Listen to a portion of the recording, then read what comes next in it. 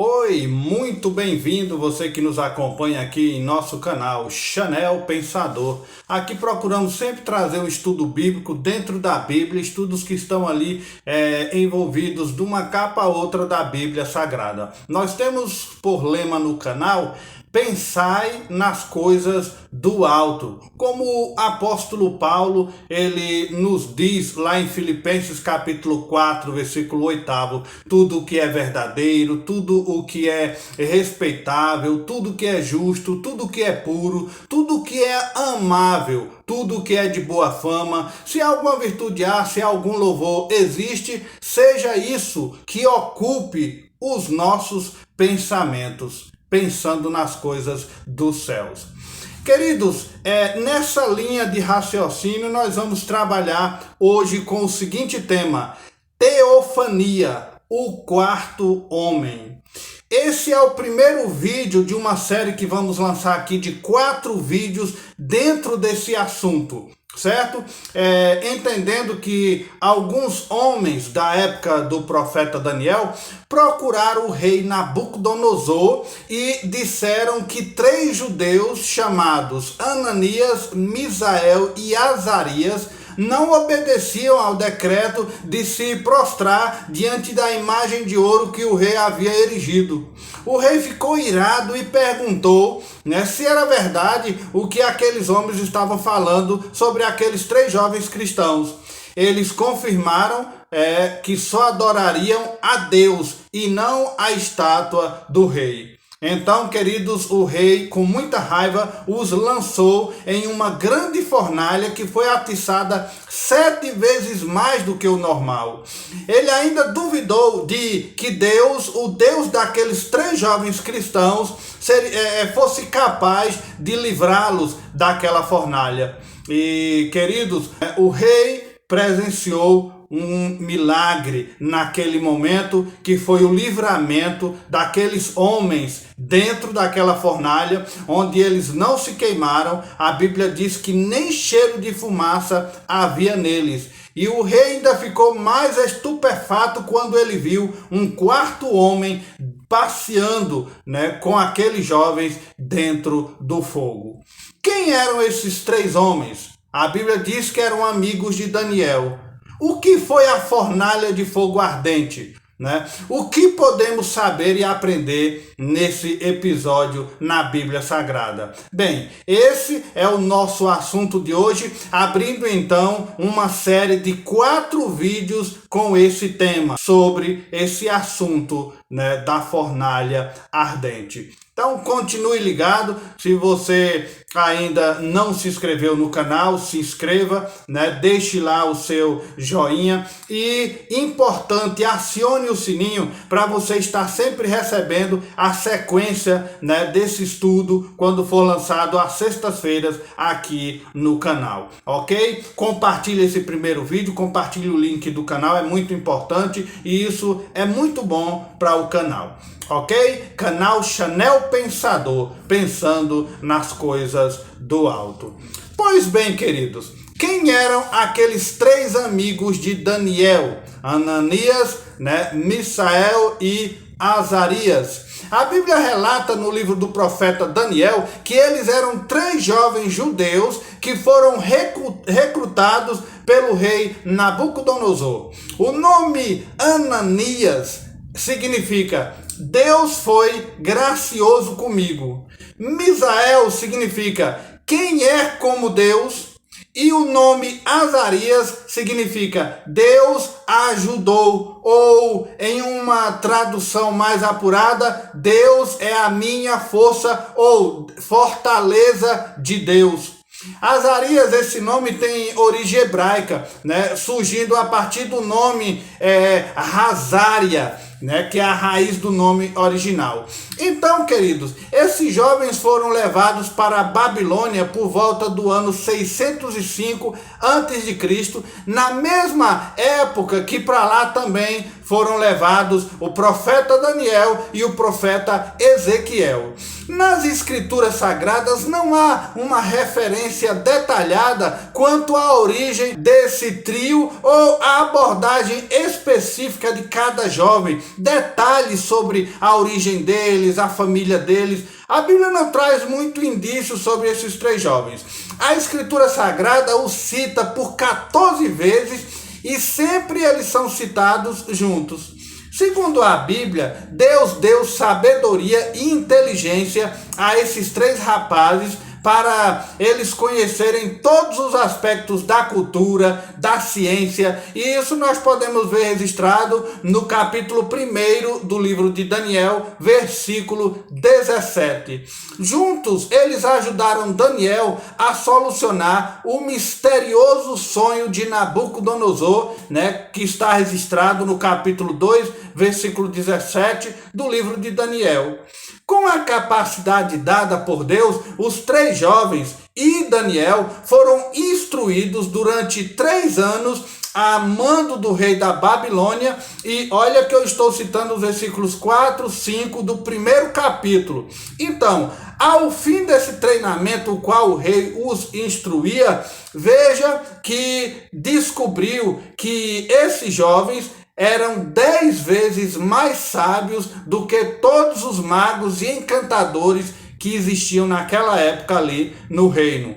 Mas isso se falando desses 4 jovens crentes, Daniel e seus 3 amigos. Mas quem realmente foi esse rei Nabucodonosor? Nabucodonosor foi um dos reis mais conhecidos da antiguidade, líder da Babilônia, responsável por transformar o Império Neobabilônico. Ao certo, ele era o Nabucodonosor II. Este nome romano seria Nabucodonosor, Nabucodonosor, que era o nome original dele. Nabu, significa vigie meu herdeiro, e historicamente era conhecido como Nabucodonosor o Grande. Esse é o segundo em sua linhagem. Ele foi o maior rei do Império Neobabilônico, governando desde a morte do seu pai, que era Nabopolassar. Nabopolassar reinou em 605 a.C. até a sua própria morte em 562 a.C. Nabucodonosor ele continua famoso por suas campanhas militares, no Levante, por seus projetos de construção. Ele foi ali também que construiu a capital Babilônia, e também pelo importante papel que ele desempenhou na história judaica. Ele foi rei durante 43 anos da dinastia Caldeia, a qual ele teve um reinado mais duradouro entre ali aquele povo. Na época de sua morte, Nabucodonosor era o governante mais poderoso do mundo conhecido daquela época. Era o homem forte daquela época. Era Nabucodonosor II, possivelmente nomeado após seu avô com o mesmo nome, ou Nabucodonosor I, no qual ele foi sucessor. O Nabucodonosor I ele reinou de 1125 a 1104 a.C. Também foi um dos maiores reis guerreiros da Babilônia. Mas esse Nabucodonosor, II, que é o que reinou no tempo de Daniel e esses 3 jovens cristãos, foi que garantiu o renome durante o seu reinado, liderando o exército na guerra medo-babilônica contra o Império Assírio. Na batalha de Carquemis em 605 a.C., Nabucodonosor ele infligiu uma derrota esmagadora ao exército egípcio liderado pelo faraó Necão II. Ele garantiu também que o Império Neobabilônico sucedesse o Império Neoassírio como a potência dominante lá do Antigo Oriente. Bem, Pouco depois dessa vitória, aí o pai de Nabucodonosor veio a falecer. Aí Nabucodonosor tornou-se rei. Cárquemes era uma antiga cidade egípcia que também era chamada de Cárcamis, né? Cárcamis, onde atualmente, se você for olhar no mapa e na geografia de hoje, ela tem o nome de Gerábulos. Essa é a antiga Cárcamis. Ela está situada na fronteira entre a Turquia e a Síria, né? Com esse nome aí, no atual, Gerábulos. Aproximadamente ela fica ali a 100 quilômetros do nordeste de Alepo. Pela sua localização geoestratégica, foi uma importante cidade comercial. Ela também foi uma importante base militar na parte superior ali no mapa, onde se localiza o rio Eufrates. Em 586 a.C., Nabucodonosor II, que era o que estava sob ali Daniel e os jovens, ele destruiu o reino de Judá. A sua capital, Jerusalém, também foi destruída. Foi depois dessa destruição que o rei levou cativo para a Babilônia toda a população da cidade, e as pessoas das terras vizinhas foram todas deportadas para a Babilônia. Então, queridos, entre todos esses que foram levados cativos para a Babilônia, depois da destruição de Jerusalém, uma das destruições, aí entre eles estava Daniel e os seus 3 amigos, né, que são temas do nosso estudo, o qual estamos começando agora. Os judeus, a partir de então, né, se referiram a Nabucodonosor como o maior inimigo que haviam enfrentado até aquele ponto. E ele foi apelidado pelos judeus como o destruidor das nações. O livro do profeta Jeremias descreve Nabucodonosor II como um inimigo cruel, mas também como o governante do mundo apontado por Deus e como um instrumento divino para punir a desobediência do povo de Israel. Porque, espiritualmente falando, o povo ele estava rebelde, né? Nessa situação, nós vamos ver isso nos vídeos a seguir.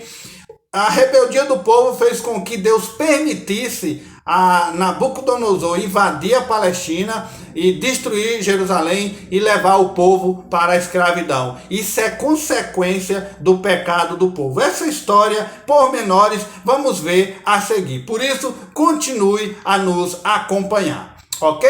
Então, por meio dessa destruição de Jerusalém, né, da captura da rebelde cidade fenícia de Tiro também, de outras campanhas do Levante, Nabucodonosor arrasou a Palestina naquela época. Ele completou a transformação do Império Neobabilônico e da nova grande potência que ficou chamada ali no Antigo Oriente. Enfim, esse rei imperador é considerado um dos mais conhecidos e poderosos que reinou no Império Babilônico. Seu pai foi o responsável por criar a dinastia Caldeia, né? Os caldeus, né, que era mais conhecido aí na história. Foi o responsável por tudo isso. Após a morte dele, aí Nabucodonosor II assumiu o império e governou de 605 a 561 a.C., ou seja, durante 43 anos. Aí, durante esse reinado, o imperador ele realizou diversas obras, incluindo uma das mais famosas até os dias de hoje, é mencionada como os Jardins Suspensos da Babilônia. Então, a grande pirâmide de Gizé, o mausoléu de Alicanaço, o templo de Ártemis, a estátua de Zeus, o colosso de Rhodes, o faraó de Alexandria e os jardins suspensos da Babilônia fazem parte das 7 maravilhas do mundo antigo.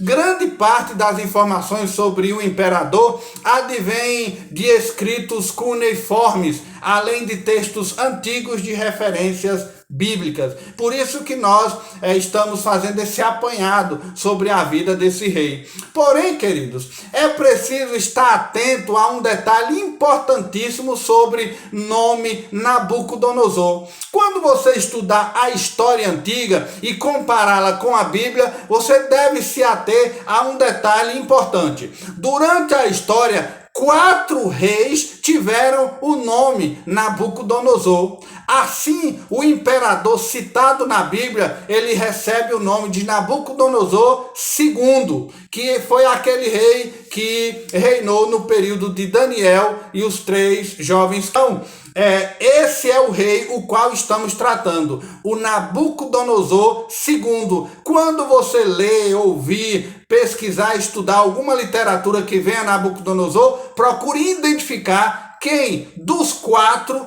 é aquele citado, certo? Vai diferir do pai dele, né? E dos outros que o seguiram, ok? Sempre se atente a esse detalhe e saiba qual rei está se referindo ali. Sobre a morte de Nabucodonosor II, a última parte do império dele não é relatada nos registros históricos, apesar da quantidade de informações e registros arqueólogos referente aos demais períodos. Porém, acredita-se, queridos, que este rei ele tenha falecido no ano de 562 a.C.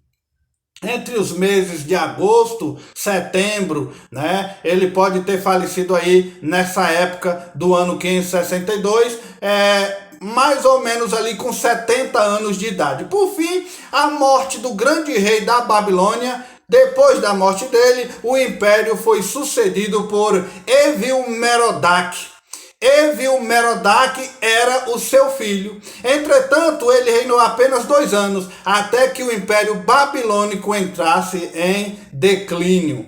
Com a fragilidade dos babilônicos, aí cresce o Império Persa. Aí os persas invadiram a região, conquistaram todo o território e colocou fim a um dos maiores impérios da antiguidade, que foi o Império Babilônico. Mas, como já falamos, antes desse império tombar, ele destruiu a Judá e a Jerusalém e levou cativo o povo de Israel para o cativeiro babilônico. E então chegamos no acontecimento que envolve os 3 jovens amigos de Daniel. Apesar de administrarem a província da Babilônia naquela época e prestarem serviço a um rei estrangeiro, os 3 jovens não negaram a Deus em nenhum momento, nem no momento em que o decreto foi erigido e eles seriam obrigados a se prostrar diante de uma estátua e adorar o rei. Nem aí eles negaram a Deus. Nem quando foram condenados à fornalha ardente, né, por não adorarem o decreto do rei.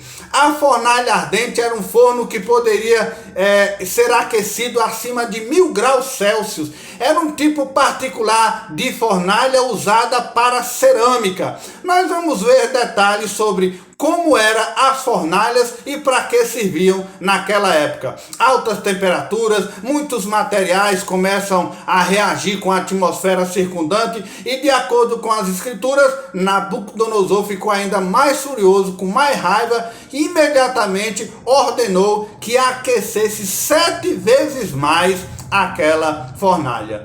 Então, queridos, queimar pessoas vivas tornou em Roma uma das penas capitais, né? Um dos castigos que Roma colocava sobre o povo era essa questão aí de queimar pessoas vivas. Porém, se você quiser saber mais sobre esse assunto, consulte aqui em nosso canal um vídeo por título Cruz Maldita e a Sua História. Então você vai ver detalhes sobre quais eram e como eram aplicadas as penas capitais em Roma, ok? Inclusive todos os detalhes da crucificação. Ok? Consulte esse vídeo aí no canal. Pois bem, queridos, se falando nessas penas capitais, as punições medievais e torturas no tempo de Daniel, como eram? Uma delas nós vimos aí, que é a fornalha ou a morte na fogueira, era um método de execução por combustão ou exposição ao calor extremo, que tem uma longa história de forma de castigo. Por quê? Várias sociedades utilizavam esse método para punir pessoas acusadas de crime como traição, rebelião ou rebelião de escravos, heresia, bruxaria, incêndios intencionais, fatores relacionados à sexualidade como incesto ou homossexualidade. Todos estes que eles taxavam como crime eram punidos na fogueira. Os casos mais conhecidos de morte na fogueira são aqueles no qual o condenado é amarrado a uma estaca de madeira, que na Inquisição essa prática era chamada de auto de fé. Porém, outras formas de pena de morte envolvendo fogueira ou fornalhas também são conhecidas como colocar substâncias ou metais fundidos nos corpos, das vítimas.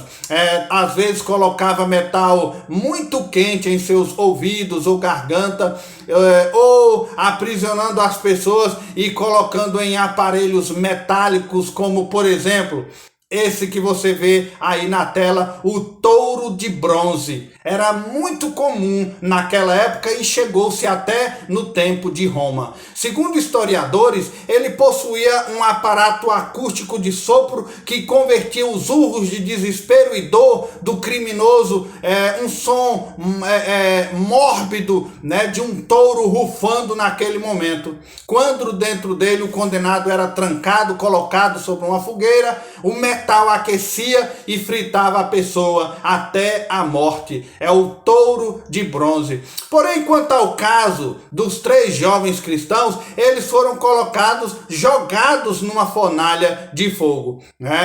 Talvez você esteja se perguntando se outros jovens foram colocados ali além deles. Mas a Bíblia relata Mesaque, Sadraque, Abdenego. Pois bem, antes disso tudo, o nome deles era Daniel, Ananias, Misael e Azarias. Depois de Nabucodonosor ter invadido Judá, como falamos, chegando a fazer do rei Joaquim seu vassalo. Isso está registrado lá em 2 Reis, no capítulo 24, toda essa história aí que aconteceu. Então o rei babilônico ordenou a Aspenaz. Aspenaz era chefe dos oficiais eunucos, que ele recrutasse alguns israelitas da família real e da nobreza para que trabalhasse no palácio. Ele averiguasse de todos os prisioneiros que ele trouxe de Judá e ali dentro da realeza ele tirasse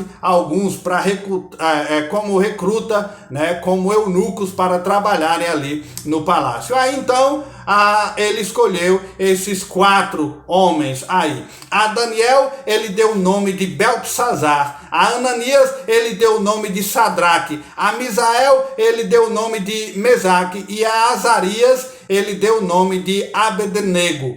Isso está registrado em Daniel no capítulo 1, versículo 7. O nome de Daniel foi trocado para Beltesazar, que quer dizer tesouro de Bel, ou o depositório dos segredos de Bel. Existia uma semelhança de nome entre Belsazar, que era o filho do rei Nabucodonosor, e Beltesazar. Foi a forma com que o rei, e os demais naquela época passaram a chamar o profeta Daniel. Sadraque esse nome quer dizer inspiração do sol, ou até mesmo Deus nos proteja do mal. Mesaque quer dizer aquele que pertence à deusa Shishak.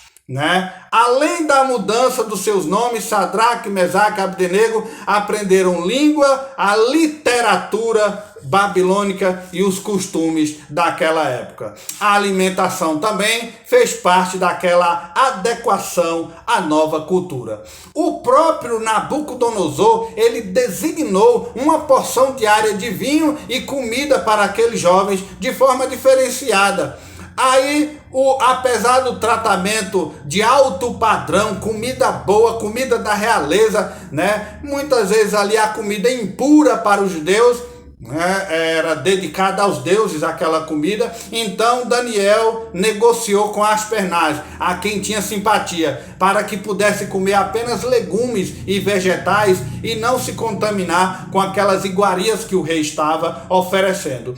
Apesar da dieta, então, que Aspenaz aceitou para os jovens, eles comeram apenas uma comida vegetariana. Aqueles 4 jovens tinham uma aparência mais saudáveis que os outros jovens do palácio que estavam comendo as iguarias. Então, é o que a Bíblia nos conta nesses detalhes aí sobre a permanência desses jovens no palácio. E quanto a Daniel? O nome Daniel significa o Senhor é o meu juiz, ou até mesmo Deus é meu juiz. O nome Daniel tem origem hebraica Daniel e é formado pela junção dos elementos Dan, que significa literalmente aquele que julga ou juiz, e também El, Daniel, que quer dizer El Senhor, Elohim, El Elyon, o Senhor é. Então, El quer dizer Senhor ou Deus. Então, o nome de Daniel significa Deus é o meu juiz. Aí, veja uma melhor explicação aí na tela sobre o nome de Daniel. O livro de Daniel é o único em seu gênero. A Bíblia hebraica o inclui no grupo dos escritos, depois do livro de Ester e antes do livro de Esdras e Neemias. Já na Septuaginta, a versão grega da Bíblia hebraica, o livro de Daniel está incluído no grupo dos profetas, ficando depois de Ezequiel e antes do livro de Oséias. O nome hebraico Daniel é composto de 2 palavras. A primeira é a palavra Dan, que significa juiz. Dan também é o nome de um dos filhos de Jacó, e também é o nome da tribo que dele descendeu. Quando a letra Yud é colocada após um substantivo, o substantivo se torna possessivo na primeira pessoa. Portanto, a primeira parte do nome, que é Dani, significa meu juiz. Para quem não é muito familiarizado com o hebraico, você pode ter notado que a letra Nun mudou de forma. Isso acontece porque no hebraico, algumas letras possuem uma forma final diferente da que se escreve no início ou no meio de uma palavra. Estas letras finais se chamam sofit. Neste caso, então, aqui temos o Nun e aqui o Nun sofit. Uma outra curiosidade é que a palavra Dan é bastante parecida com a palavra Dam, que significa sangue. A única diferença é que a palavra Dan, que significa juiz, tem ao final a letra Nun sofit, tendo o som de N. Já a palavra Dam, que significa sangue, tem ao final a letra Men sofit, tendo o som de M. Isso aqui é apenas uma dica para que você não confunda estas 2 palavras, que são bastante parecidas. A próxima palavra que compõe o nome Daniel é o substantivo El, que significa literalmente alguém ou uma divindade com poder ou autoridade. Geralmente, esta palavra é traduzida como Deus. Quando essas 2 palavras são combinadas, o nome próprio Daniel significa Ele é meu juiz, ou Deus é meu juiz. Pois bem, queridos, Daniel foi um profeta de Deus que trabalhou para os imperadores da Babilônia e também da Pérsia. Ele esteve encaixado nesses 2 reinados aí. Ele era muito sábio, ele interpretou sonhos iguais os de José do Egito. Lembro a você que temos 2 vídeos aqui no canal e o título é Zafenat Paneia, né? Que relata toda a vida, a trajetória, o sofrimento e a vitória de José do Egito. Muito interessante esses 2 vídeos sobre Zafenat Paneia. Também consulte aqui no canal. Então, Então, Daniel ficou conhecido como um homem justo e obediente a Deus. Quando Daniel era jovem, Nabucodonosor, o rei da Babilônia, e estamos lembrando a você que é o Nabucodonosor II, ele atacou Jerusalém e levou prisioneiros vários membros da nobreza israelita, incluindo o jovem Daniel, que fazia parte dessa nobreza. Na Babilônia, então, por causa disso, Daniel foi escolhido para trabalhar para o rei. E além deles, como já relatamos, os seus amigos também, que foram trabalhar, eles quatro, no palácio do rei babilônico. Aí chegamos à questão de por que eles foram lançados naquela fornalha. Que fornalha era essa? Essa fornalha que é tão divulgada em mensagens, em vídeos, em filmes. Era chamada também de forno, feito de cerâmica ou calcário, ou moldador escaldante. Era uma expressão que em países mais distantes chamava. Sendo a palavra primitiva, na raiz da Bíblia original, era para traduzir como que para incêndio, chama ou fogo sobrenatural junto a uma teofania. Depois do acontecido com os jovens, passou a ser chamado a fornalha sobrenatural, fornalha teofânica, como também está na raiz escrita em Êxodo capítulo 3, versículo 2, a mesma raiz da palavra ali está para a sarça ardente. Em Provérbios capítulo 17, versículo 3, diz que eles usavam as fornalhas para derreter metais preciosos, queimar tijolos, tendo uma abertura no topo para receber o combustível e uma porta próxima ao chão pela qual se extraía o material, quer seja tijolo ou metal derretido. Uma fornalha assim construída devia constantemente estar em atividade, porque era uma espécie, entre aspas, do cemitério, onde eles cremavam os mortos. Entre os babilônios, isso era comum, incinerar os seus mortos. E olha uma das utilidades também da fornalha ardente. Uma fornalha muito grande, sempre acesa e muito quente. Já em Gênesis capítulo 15, versículo 17, também em Neemias 3, versículo 11, descreve essa fornalha como um forno para assar pães. Neemias descreve como uma espécie de vaso. Era um largo, baixo, estreita-se para o alto. Quando era aquecido pelo fogo de lenha, ardia-se lá dentro uma temperatura muito grande. Espalhava-se a massa pela superfície do forno, cozendo assim, dessa maneira, a massa do pão. A palavra grega traduzida para fornalha acesa, que se encontra nesse livro que estamos estudando, ou fornalha de fogo, também em Mateus capítulo 13, versículo 42, aplica-se a 3 tipos.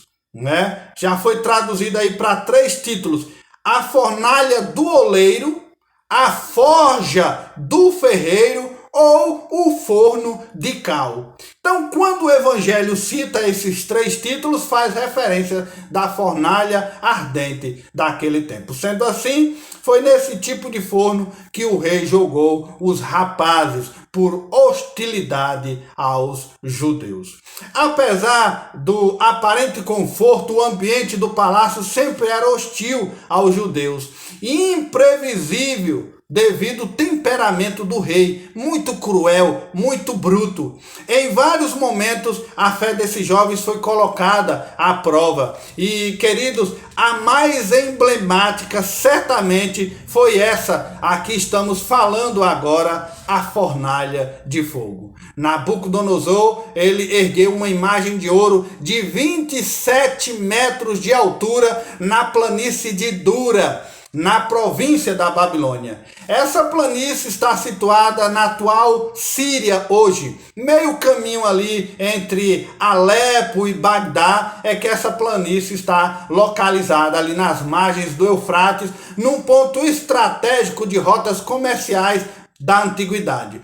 Na inauguração, a Bíblia relata que foram convidados todas as autoridades do reino, como parte da cerimônia. Aí o rei Nabucodonosor, ele decretou a ordem que todos os presentes deveriam colocar o rosto em terra, adorar a imagem que foi construída ali para ser venerado, uma imagem dele. Ao soar da trombeta, todos haveriam de adorar. Junto com a ordem foi dado um alerta registrado em Daniel, capítulo 3, versículo 6, que dizia: quem não se prostrar em terra e não adorar, será imediatamente atirado numa fornalha de fogo.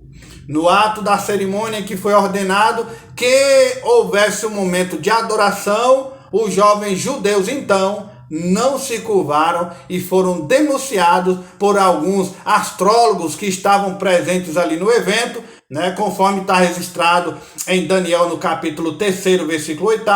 Aí, diante de um rei furioso, Sadraque, Mesaque, Abdenego dão uma confissão de fé impactante e dizem para o rei, isso está registrado já no versículo 19. Ele diz assim: Ó Nabucodonosor, não precisamos defender-nos diante de ti.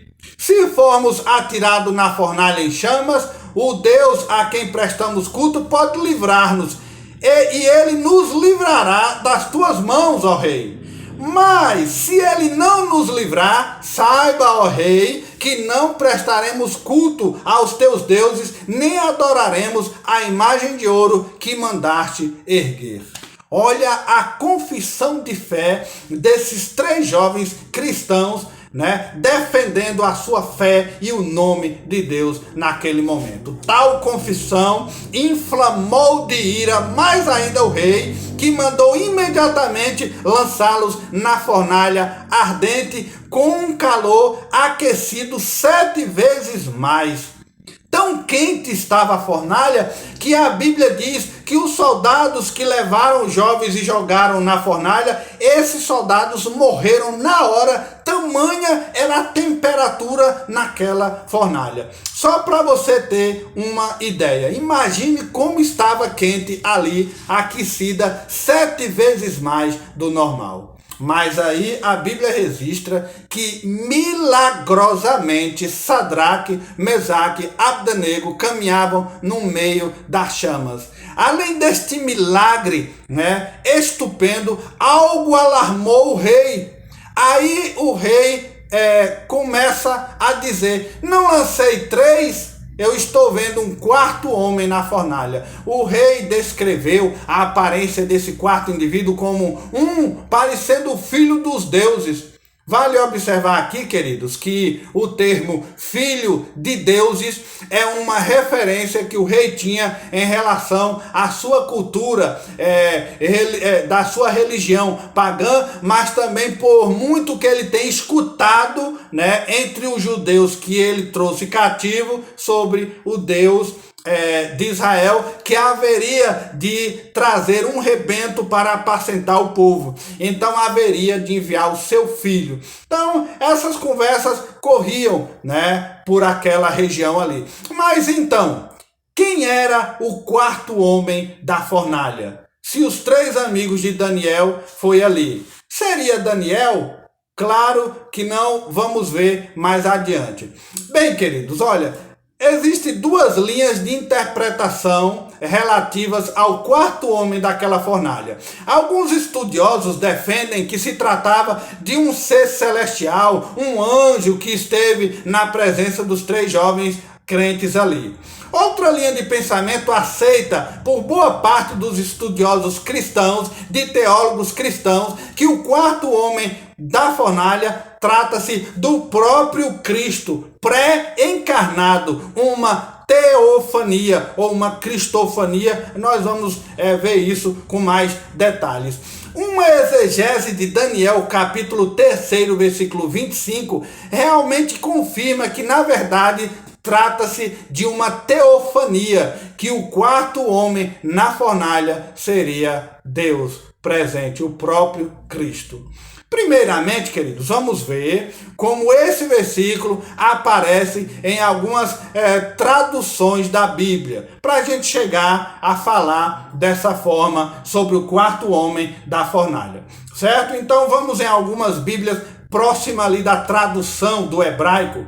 Por exemplo, na Bíblia Almeida Revista Atualizada está escrito assim: tornou-se ele e disse: eu, porém, vejo 4 homens soltos que andam passeando dentro do fogo, sem nenhum dano, e o aspecto do quarto é semelhante a um filho dos deuses.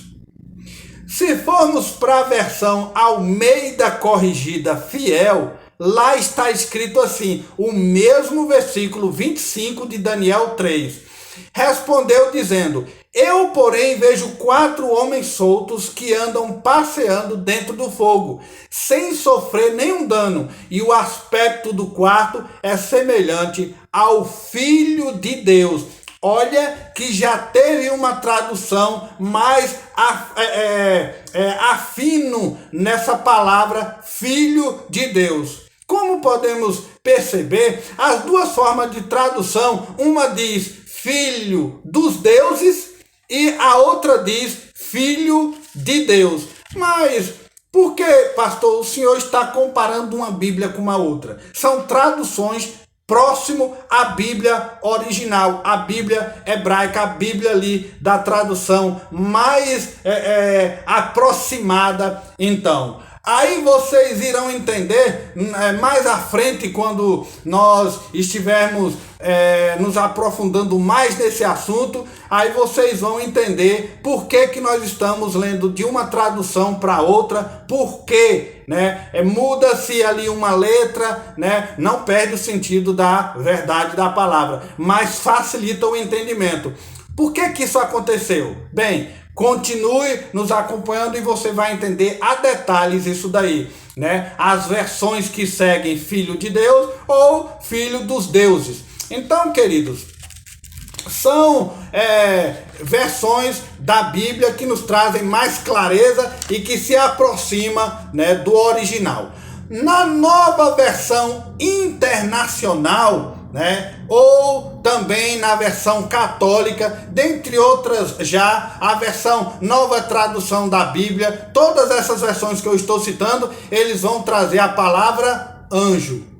As versões que seguem a tradução Filho de Deus, como referência a uma teofania, né, também defendendo a doutrina da Trindade Santa, aí serão elas a Almeida Corrigida Fiel, a Bíblia King James Atualizada e a nova versão King James, né, da Bíblia. Sendo assim, a tradução mais próxima ali da raiz original é Filho de Deus. Por uma análise do texto original de Daniel 3:25, esclarecendo da melhor forma de tradução para nós hoje. Então, buscando ali na raiz próxima à original, traz Filho de Deus. O texto em argumentação, no versículo 25 do capítulo 3 de Daniel, ele foi escrito em aramaico.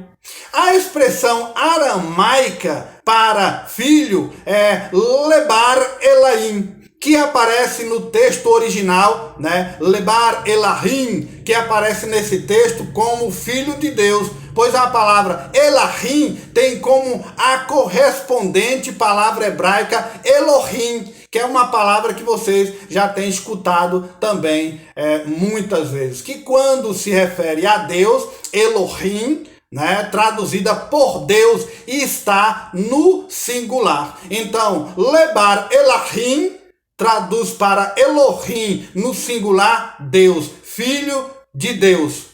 Certo? Então, se a gente for buscar na raiz da palavra hebraica, a gente traz uma tradução assim mais facilitada de entendimento para nós.